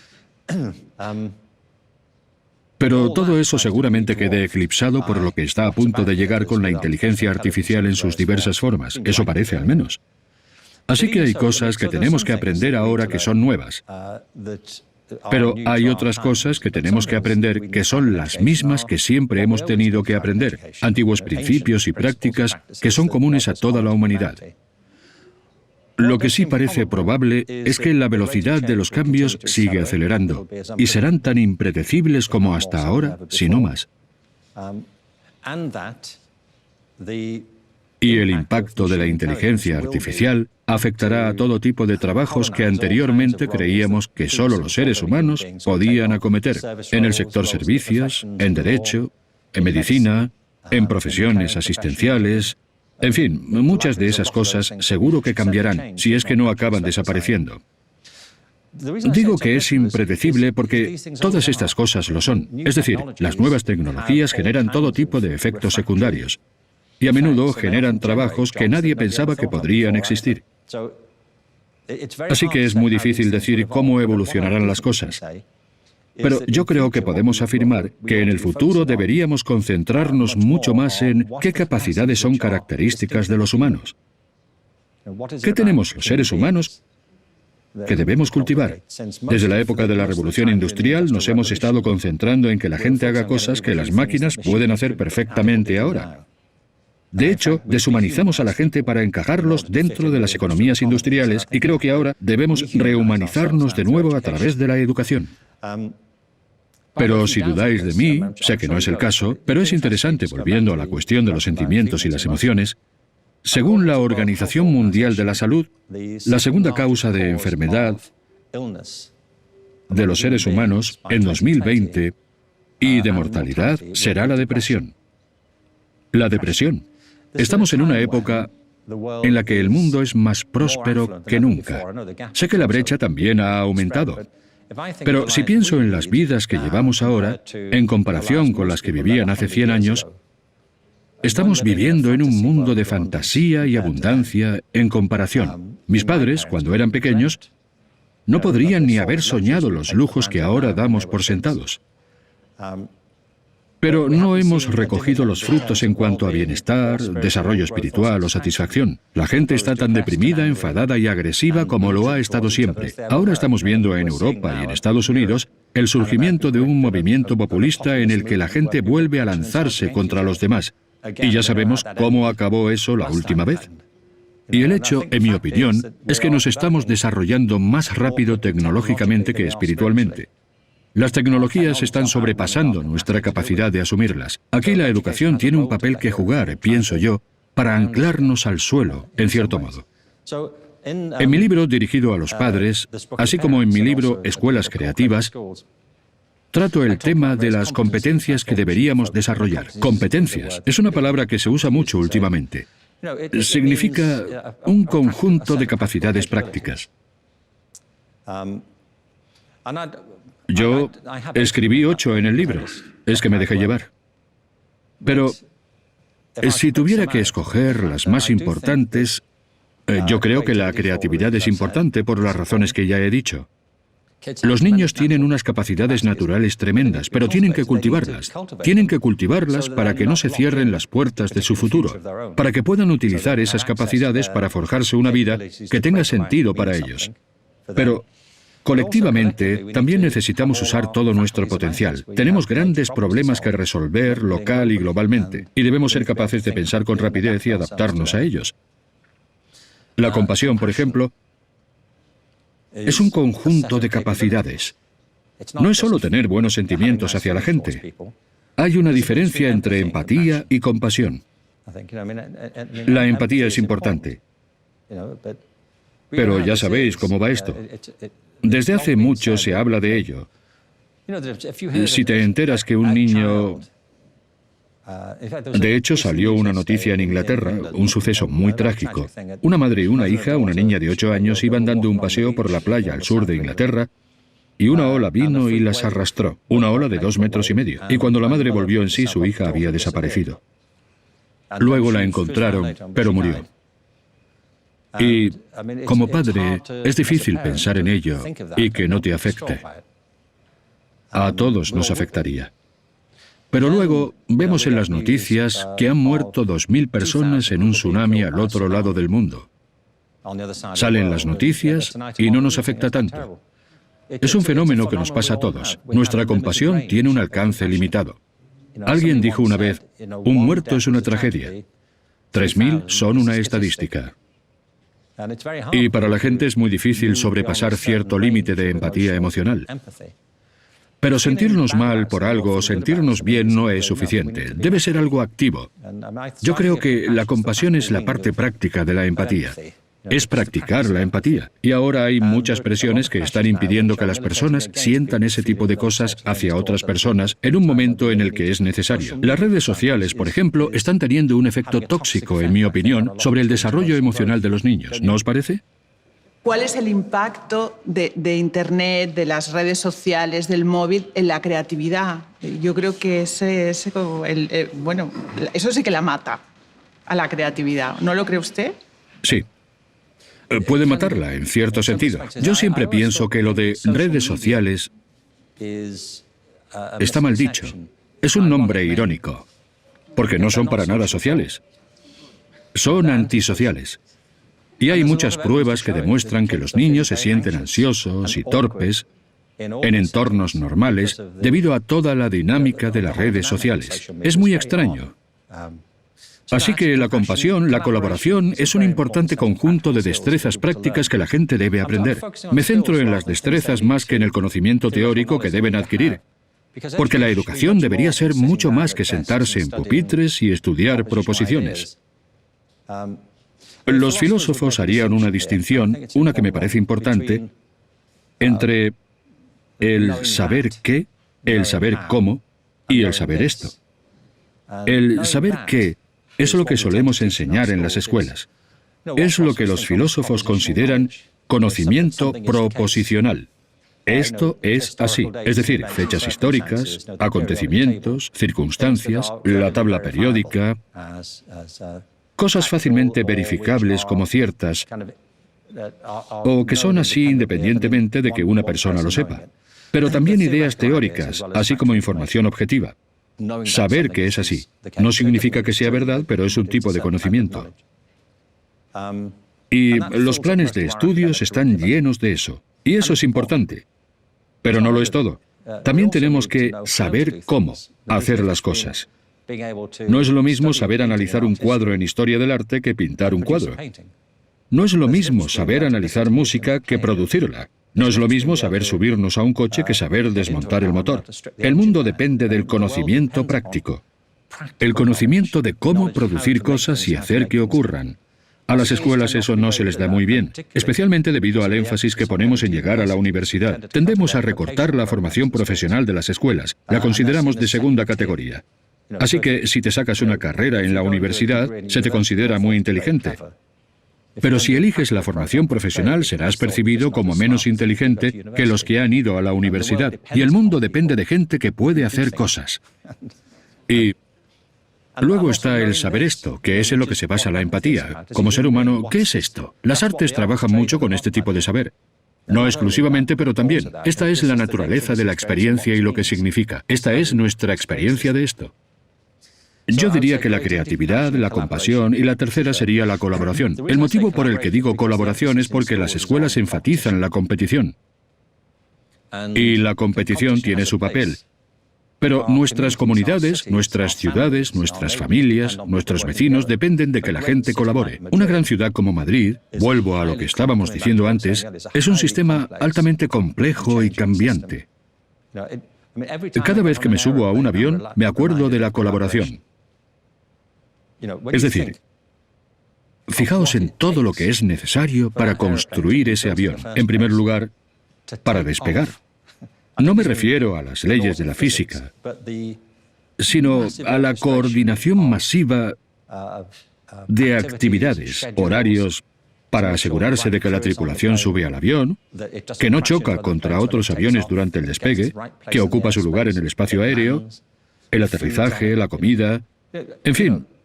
Llevamos a cabo todas estas cosas y luego nos enfadamos si nuestra maleta tarda en salir. El milagro es que haya llegado. Los seres humanos son criaturas altamente colaborativas, pero eso no lo enseñamos en las escuelas. Lo que enseñamos es a competir, y no es una idea abstracta. Necesitamos más trabajo práctico en equipo en las escuelas que sirva para que la gente practique el trabajar juntos y aprender unos de otros. Así que, si tuviera que elegir 3, serían esos.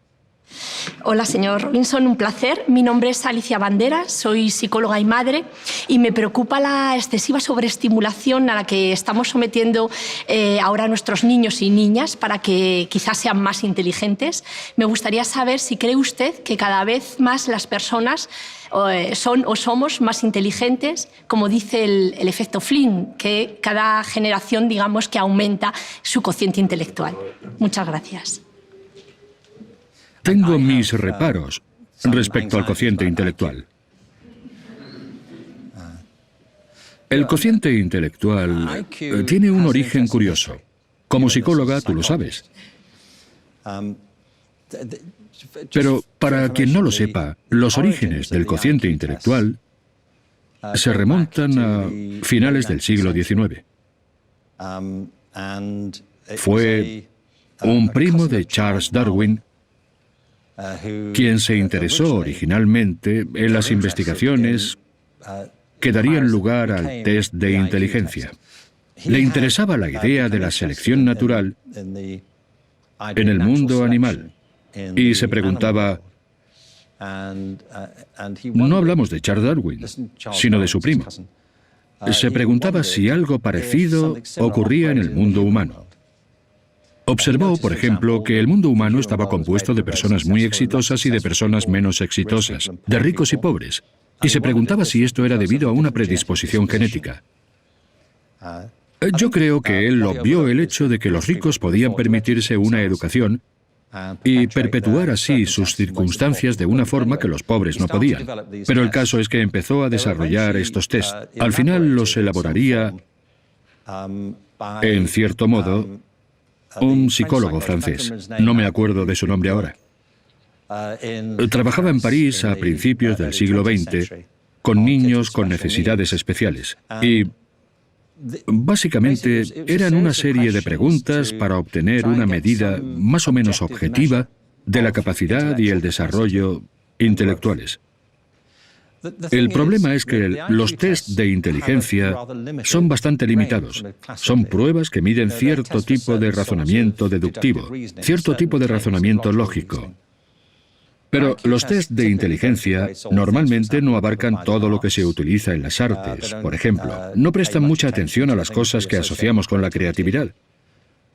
Pero coincidieron con el auge de la educación masiva y se convirtieron en herramientas útiles para clasificar a las personas en distintas categorías en las escuelas.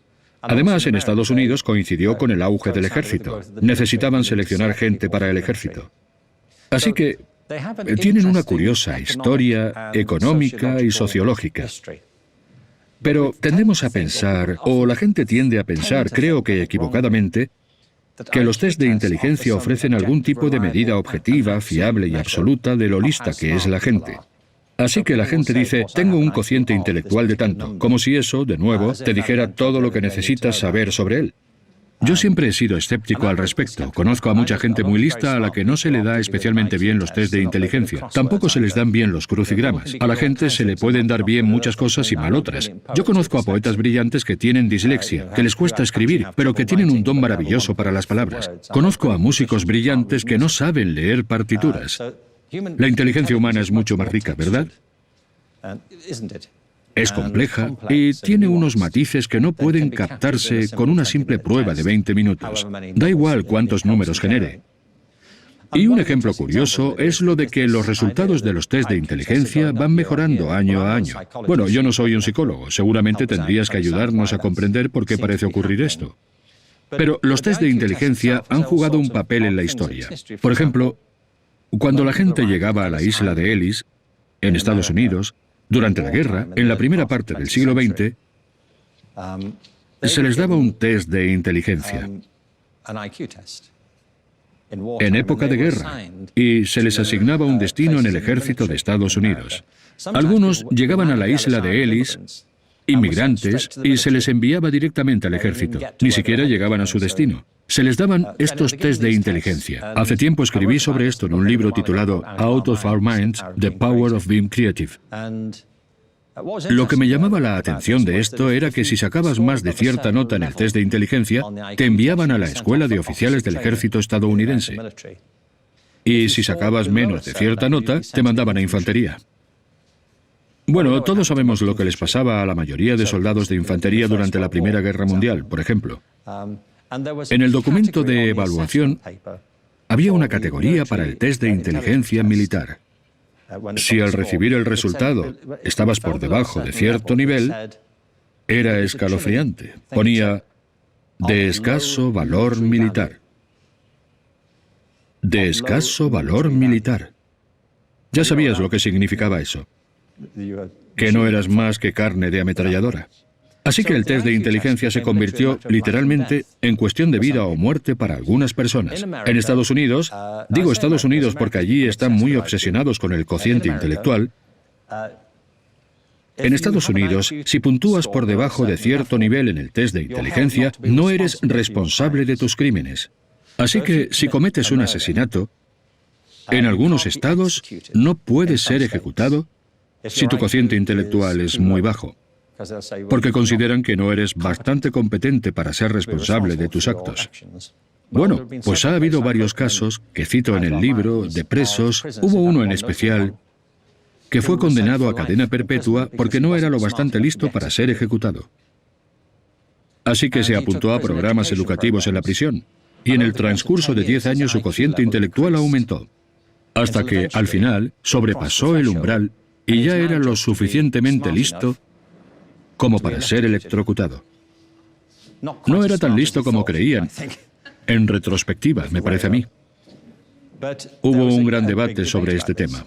¿Qué significa esto? Significa que podemos proseguir con la ejecución porque ahora ya es apto. Como decía, es una cuestión de vida o muerte. Pero si la inteligencia fuera algo inamovible, como creen o creían algunas personas, entonces tu cociente intelectual es como tu grupo sanguíneo. Te dice lo listo que eres. Si fuera así, entonces no podría mejorar con el tiempo. No debería mejorar de generación en generación, ¿verdad? A menos que hubiera algo en el agua que contribuyera a ello. Todo esto apunta a que en todo esto influyen las prácticas y prejuicios culturales y las pruebas de la adaptabilidad y el potencial de crecimiento de las mentes humanas cuando se ejercitan y desarrollan adecuadamente. No sé lo suficiente para saber por qué la gente cree que en el mundo de los test de inteligencia el efecto Flynn continúa. Pero sé que continúa. Y mi respuesta es, ¿podemos reconsiderarlo? Lo que a mí me ha interesado siempre no es que las personas saquen mejor nota en los test de inteligencia, sino que la gente tenga una concepción mucho más rica de la inteligencia. Porque si acabas con una visión limitada de la inteligencia, como decía antes, acabas con una gran visión de la discapacidad. Y conozco a todo tipo de personas cuyas vidas se han complicado por creer que no son suficientemente inteligentes porque eso es lo que les dijeron en la escuela, o quizá porque no daban la talla en comparación al concepto estándar de inteligencia que tiene la gente. Y fuera de la educación, hay todo tipo de indicios que apuntan a que la inteligencia es algo mucho más rico. Fue Francis Binet quien desarrolló estos tests. Francis Binet desarrolló los tests y el primo de Charles Darwin era Sir Francis Galton. Él fue quien desarrolló estos tests en Francia con la intención de ayudar a los niños con necesidades especiales. Quería medir el crecimiento y el desarrollo de los niños. El problema llegó cuando se convirtieron en un sistema masivo de clasificación y filtrado. Yo creo que, en cierto modo, está muy claro que aquí hay un escalón evolutivo. Somos mejores en las cosas que practicamos más. Eso puede ser parte del motivo. ¿Qué piensas tú, por cierto? Sobre todo asociado al afán o a la obsesión que tenemos de estimular a nuestros hijos para que adquieran mejores habilidades, destrezas, les exponemos a pantallas muy temprano para conseguir que sean brillantes. Todos esos esfuerzos como que estamos haciendo para medir luego una inteligencia cognitiva, o incluso también les exponemos a aprendizajes mucho más complejos para los que por edad sus cerebros no están preparados. Entonces me preocupa más este hecho de utilizar y medir la inteligencia para que tengamos ese objetivo, ¿no?, de nuestros hijos sean inteligentes en vez de que sean personas con satisfacciones en la vida, o que haya, como ha dicho usted antes, otro tipo de capacidades como la creatividad, la colaboración, la empatía, el sentimiento de elevación, es decir, cosas que quizá son mejores para la inteligencia emocional que este afán para que los niños sepan como más cosas o se les ponga tareas, ¿no? Para que tengan como adquieran mejores conocimientos. Sí, estoy de acuerdo.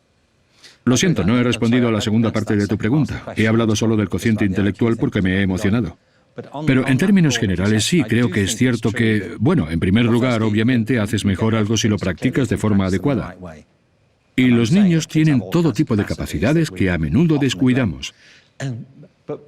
Pero otra cosa interesante es, también creo que algunos padres han caído en la trampa de ejercer demasiada presión sobre sus hijos para que sean buenos en todo lo que hacen y que abarquen demasiado. Y volvemos a lo que estábamos diciendo antes. Los padres deben alcanzar un equilibrio y ser juiciosos. Por ejemplo, ¿os puedo hacer una pregunta? De niños, ¿cuánto tiempo pasabais jugando fuera? ¿Solo jugando? ¿Mucho? ¿Mucho? Igual que yo. Yo crecí en Liverpool, en los años 50. Y cuando volvíamos a casa de la escuela, salíamos a la calle a jugar. O al parque del barrio. Durante horas y horas. No nos apetecía ir a casa, la verdad. Solo íbamos a casa para comer. ¿Vale? Éramos como gatos. Si había comida, volvíamos a casa. Si no, íbamos donde estaba la comida. ¿A casa de alguien? Los niños de hoy en día no juegan tanto de ese modo. Yo presido una iniciativa internacional llamada Ensuciarse es bueno. Su objetivo es promover la importancia del juego infantil. Hemos preguntado a 12.000 familias de todo el mundo para una encuesta que acabamos de hacer. ¿Cuánto tiempo pasan los niños jugando en el exterior?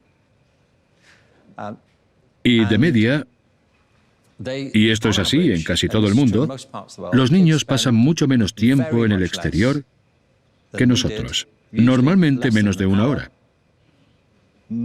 A menudo no llega ni a la hora. A veces nada. No juegan en el exterior. Al mismo tiempo, las escuelas de muchas partes del mundo están reduciendo el tiempo de juego. Y las escuelas lo hacen porque están dirigidas a la competición y los exámenes. Y porque consideran que el juego no importa, supuestamente, o alguien lo considera así. Y la razón de que los niños no jueguen fuera es porque los padres suelen tener miedo de dejarlo salir. Es porque tienen demasiados deberes que hacer. Es porque no hay bastantes sitios donde jugar. Y también porque hay muchas más cosas con las que distraerse dentro que fuera.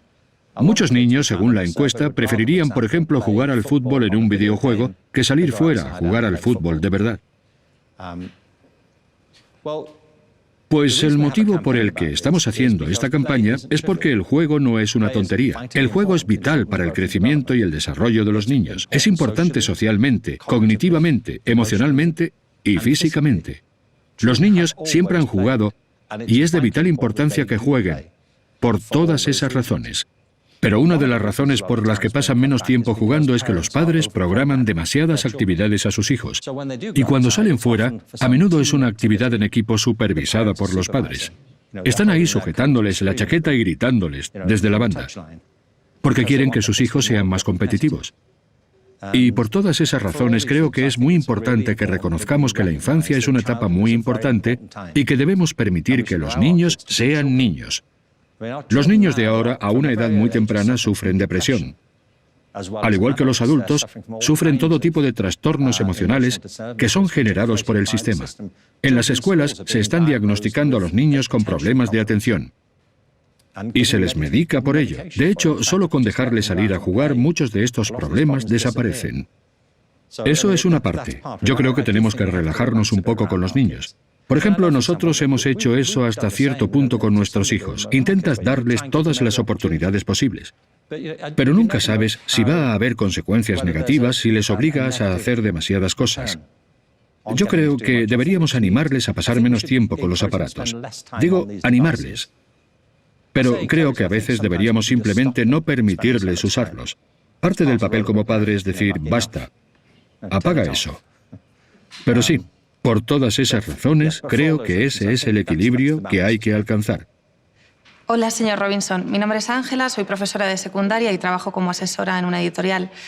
en los libros analiza las escuelas de hoy, las aulas de hoy y las del pasado.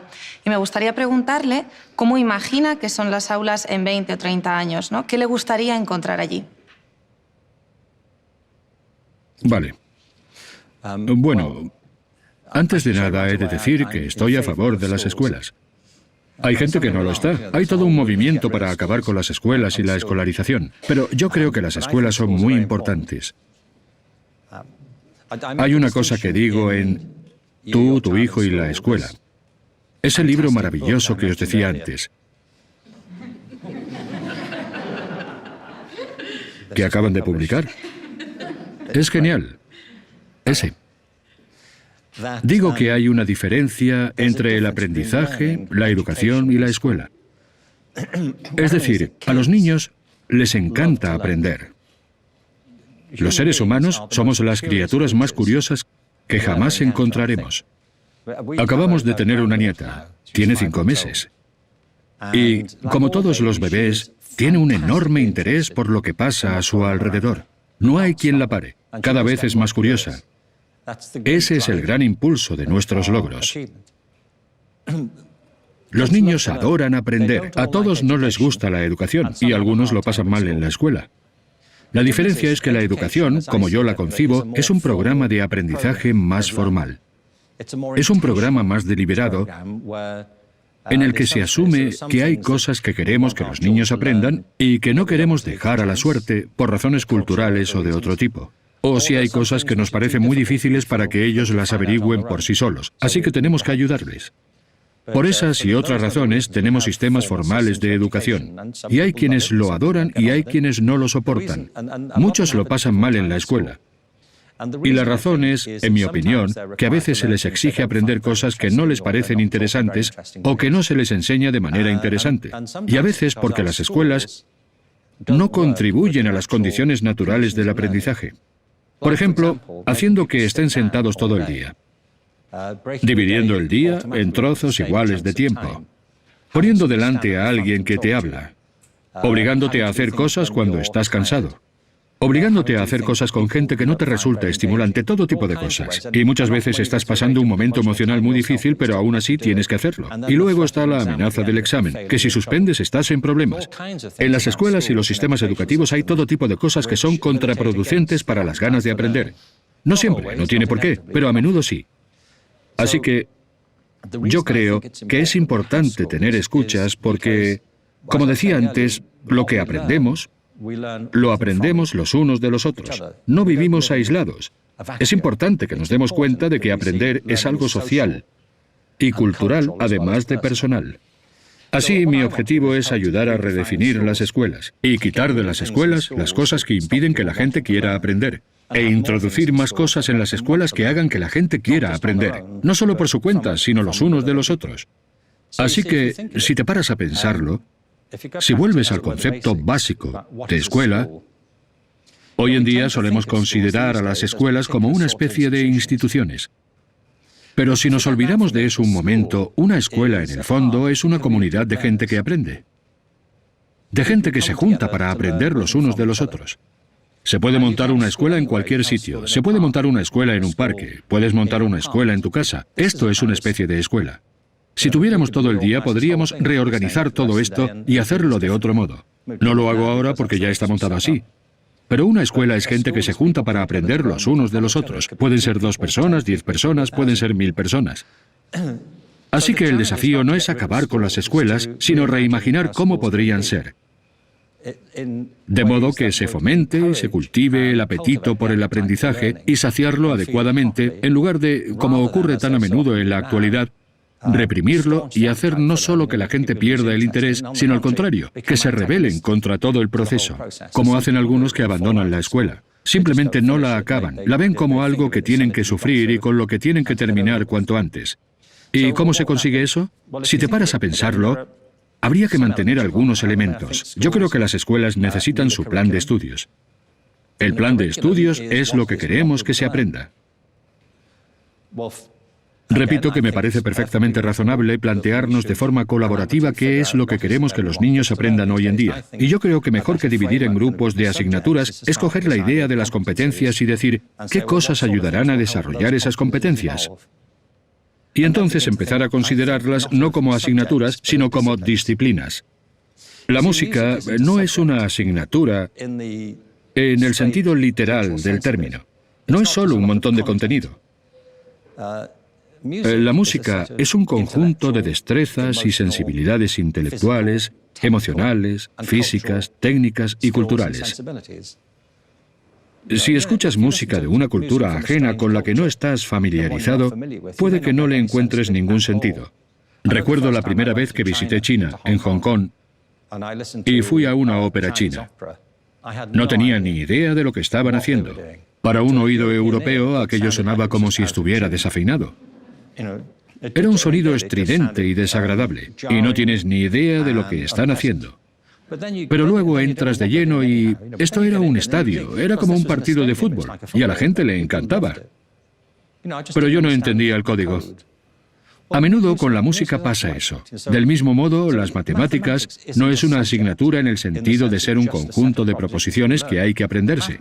Las matemáticas es una hermosa disciplina altamente creativa, con argumentos muy polémicos en su núcleo sobre la naturaleza y la estructura de las matemáticas y su funcionamiento, y abarca un conjunto de disciplinas y campos de estudio diferentes. Pero me gustaría ver a las matemáticas, las artes, las humanidades, la educación física y los idiomas interactuando en el plan de estudios. Enseñar y aprender en parte es eso. Es un grupo que se junta para enseñar y aprender. Las mejores escuelas que conozco son altamente interactivas y dinámicas, y los profesores trabajan junto a los estudiantes para planificar lo que se aprende. Hay ritmos regulares. Por ejemplo, en las escuelas de Finlandia hay descansos regulares. Cada 45 minutos los niños tienen un descanso de 10 minutos. Se van a hacer otra cosa, se van a correr por ahí, vuelven, no tienen ningún problema de atención, porque saben que los niños necesitan levantarse y correr por ahí, necesitan estar activos. En cuanto a la cultura, han de ser altamente colaborativas. Por eso las escuelas democráticas son tan buenas. En una escuela hace falta un horario muy flexible, de modo que la gente pueda dejar algo y ponerse a hacer otra cosa que les interese más. En una escuela hace falta mucha autodeterminación. En vez de obligar a los niños a sentarse y hacer algo sin darles elección.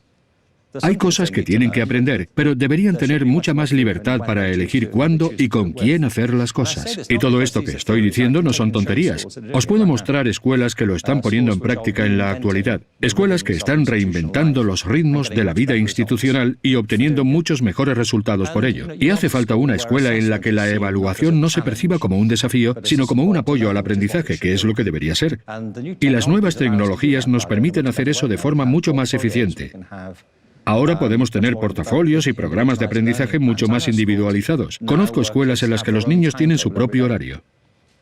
Y también edades mixtas en la enseñanza y el aprendizaje. No hay ninguna razón para separar y enseñar a los niños por edades. En las familias no lo hacemos, y en las escuelas no hace falta hacerlo. No es un principio educativo, es por comodidad en la gestión. En realidad es bastante incómodo, pero por eso lo hacemos. Así que si reinventamos el funcionamiento de la escuela, si encontramos las cosas que obstaculizan el aprendizaje y las sustituimos por las que lo faciliten, podremos mantener las escuelas pero reimaginadas, y no habrá una sola forma de hacerlo, del mismo modo que no hay una sola forma de hacer música, un solo grupo musical o un solo tipo de restaurante. Todo irá bien si cambiamos nuestra forma de pensar.